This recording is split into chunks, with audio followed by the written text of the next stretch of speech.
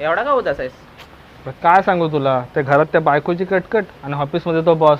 असं वाटतं ना संन्यास घ्यावा. कुठला? कुठला म्हणजे संन्यास संन्यास असतो.